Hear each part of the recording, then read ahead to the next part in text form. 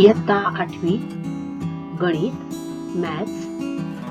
Today's topic is compound interest. चक्रवाढ व्याज.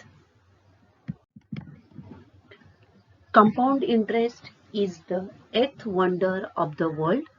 He who understands it earns it. He who doesn't pays it. Albert Einstein यांचे हे विचार आहेत. चक्रवाढ व्याज म्हणजेच जगातलं 8वं आश्चर्य. ज्याला कळतं तो कमावतो, ज्याला कळत नाही तो त्याच ते देतो. याचा अर्थ काय आहे हे तुम्हाला हा व्हिडिओ बघितल्यावर नक्की लक्षात येईल. Let's go. इयत्ता 7वी मध्ये आपण simple interest, what is simple interest हे समजून घेतलंय. त्याचबरोबर different types of accounts and how this simple interest is calculated that we have learned. So what is simple interest?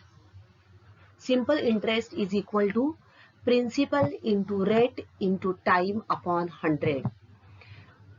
Principal म्हणजेच मुद्दल, रेट दर, आणि जितकी वर्ष आपण ती रक्कम बँकेकडे ठेवतो किंवा पतपेढीत ठेवतो ती झाली मुदत. So P principal, N number of years मुदत, and R rate of interest % per annum. आता ही जी रक्कम आपण बँकेमध्ये ठेवतो किंवा बँकेकडून जेव्हा आपण लोन घेतो त्यावेळेला बँक आपल्याला ते एका ठराविक दराने म्हणजे % per annum ठराविक कालावधीसाठी काही रक्कम देते. दॅट इज द प्रिन्सिपल, मुद्दल. ही रक्कम म्हणजेच हे मुद्दल जे आहे हे आपल्याला बँकेला परत करावं लागतं. But for that we have to pay some amount that is nothing but interest. आपण जे हे पैसे वापरतो त्यासाठी आपल्याला बँकेला ती रक्कम परत करताना काही व्याज द्यावं लागतं. So the amount that is रास, आपण जी रक्कम बँकेला परत देतो that is the amount. So amount is equal to principal plus interest. आपण जी काही रक्कम घेतलेली आहे म्हणजेच मुद्दल अधिक सरळ व्याज मिळून एकूण रक्कम जी आहे ती आपण बँकेला परत देतो. For example, see here, money deposited in a bank is called principal. आपण बँकेमध्ये काही पैसे ठेवले, या ठिकाणी आपण आपले पैसे बँकेत ठेवतो आहोत, right. So this is the principal. The extra money paid by the bank means we are deposited some money in the bank and bank is using that money, so bank will give some extra money for the money that used by the bank. So this is the interest. Now the period of time after which money is withdrawn. Suppose I deposited some amount of money for 2 years. After 2 years I need that money, so I am taking that money after 2 years. So 2 years is the time. And the extra money paid by the bank for every 100 rupees after 1 year is called rate of interest. Now this rate of interest is % per annum. Okay, so for every 100, for every year. Okay, for example, how much simple interest can get on rupees 14,000 at 12% per annum for period of 3 years. 3 वर्षासाठी आपल्याला 14,000 रुपयाचं 12% दराने सरळ व्याज काढायचं आहे. Okay, so what is principal here? So P is equal to 14,000. What is period? So period N is equal to 3 years. Rate of interest, that is R, is equal to 12%. We want to calculate simple interest, right? So I is equal to how much? using formula simple interest is equal to PNR upon 100, principal into n into rate of interest, right? Now number of years into rate of interest upon 100. So putting the values, P that is 14,000, N 3 into R is 12 upon 100. Now this 0 will get cancelled over this 0 for this 0. So what is remaining? 140 into 3 into 12. By multiplying this, we will get 14 3s are 420. So 420 into 12. By multiplying, we will get 12 zeros are 0, 12 twos are 24, carry 2, 12 fours are 48 plus 2, that is 50. So total interest will be equal to rupees 5,040. So this is the interest for 3 years. So simple interest on rupees 14,000 at 12% per annum for a period of 3 years will be equal to rupees 5,040. Now, dear students, this year we are learning compound interest. So what is the difference in simple interest and compound interest? बघा, सरळ व्याज काढताना पूर्ण मुदतीसाठी मुद्दल तेच राहते. मागच्या उदाहरणामध्ये आपण बघितलं 14,000 रुपयाचं 12% दराने 3 वर्षाचं व्याज आपण काढलं. तर 3 वर्षासाठी principal amount is same, that is 14,000 only, right? The principal amount is not changing. But in compound interest what happened? जेव्हा पहिल्या वर्षाचे व्याज मुद्दलात मिळवून होणारी रास ही दुसऱ्या वर्षासाठी मुद्दल होते. फॉर एक्झाम्पल 14,000 रुपयाचं 12% दराने आपण 1 वर्षाचं जर व्याज काढलं into 12 upon 100, right? Now this 0 cancel. So 140 into 12, that is 12 zeros are 0, 12 fours are 48, carry 4, 12 ones are 12 plus 4, that is 16. म्हणजेच एका वर्षाचं व्याज किती येणार? 1,680, राईट? आता पहिल्या वर्षाचं व्याज किती आलं? 1,680. हे पहिल्या वर्षाचं व्याज आणि मुद्दल किती आहे? 14,000. आता 14,000 अधिक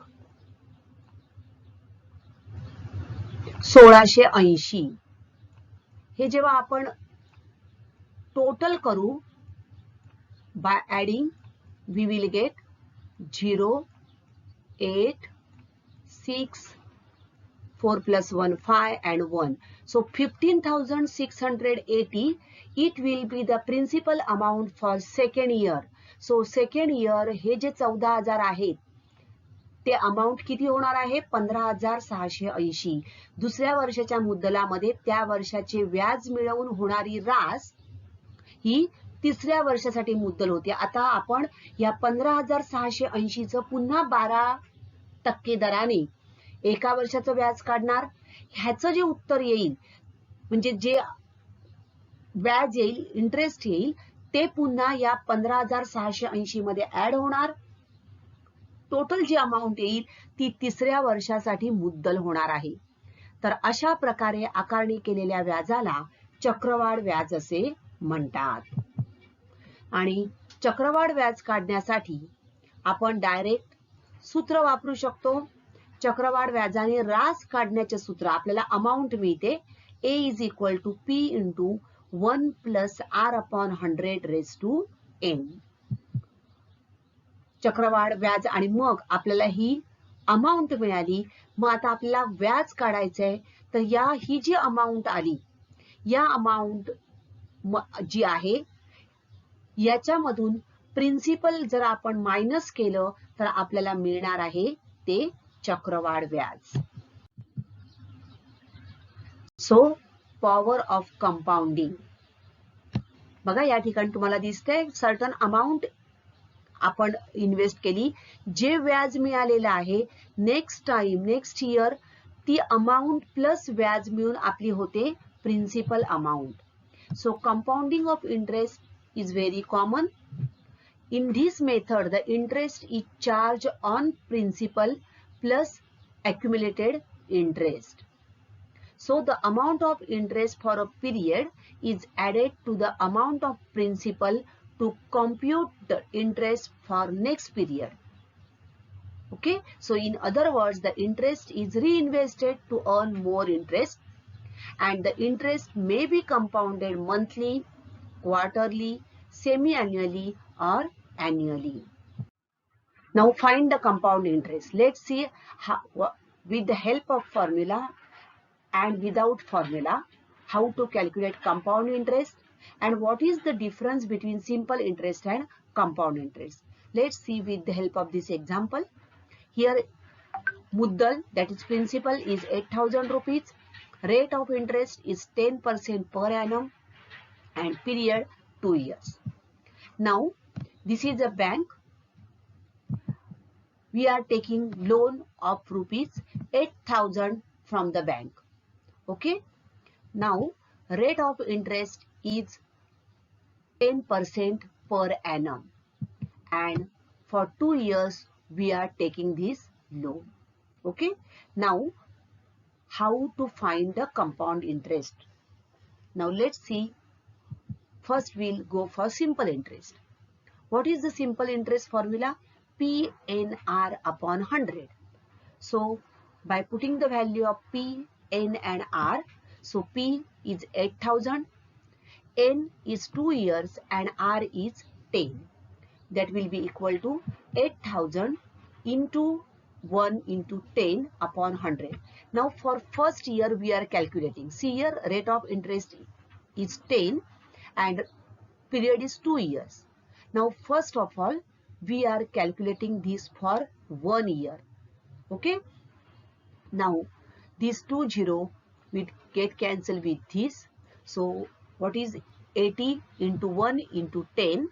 That will be equal to rupees 800. Now for compound interest, what is happening? The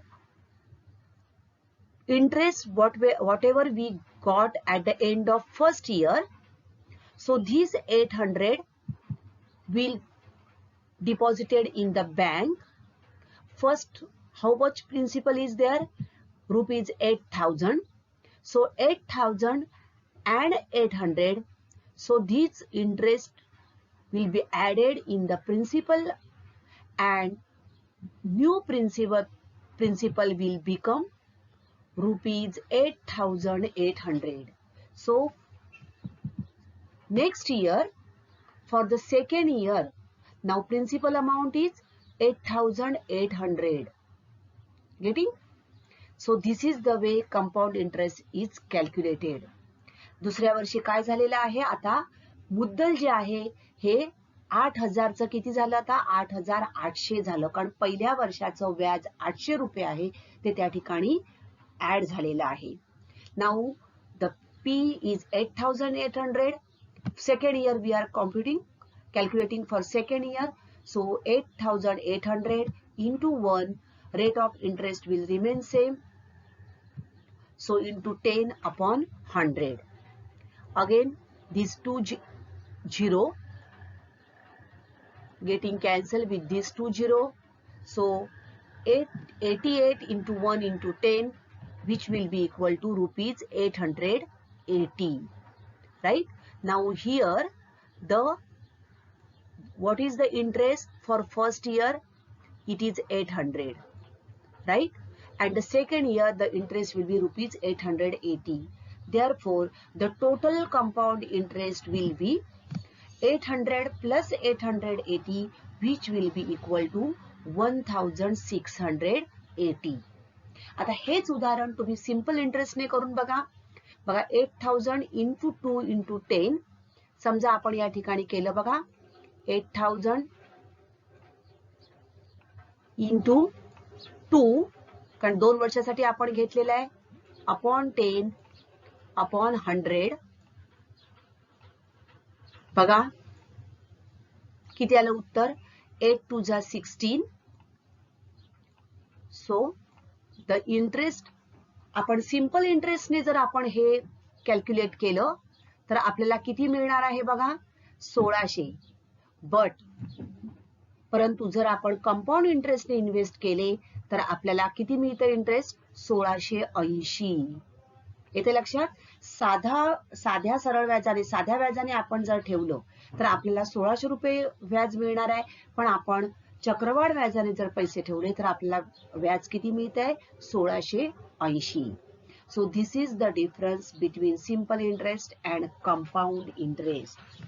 तर सरळ व्याज आणि चक्रवाढ व्याज यातील फरक म्हणजेच काय होतं, तर पहिल्या वर्षा अखेर जे आपल्याला व्याज मिळतं ते व्याज आपल्या मुद्दलामध्ये ऍड होऊन दुसऱ्या वर्षासाठी आपली मुद्दल जी आहे ती नवीन मुद्दल तयार होते आणि अशा प्रकारे आपण चक्रवाढ व्याजाने जास्त पैसे कमावू शकतो.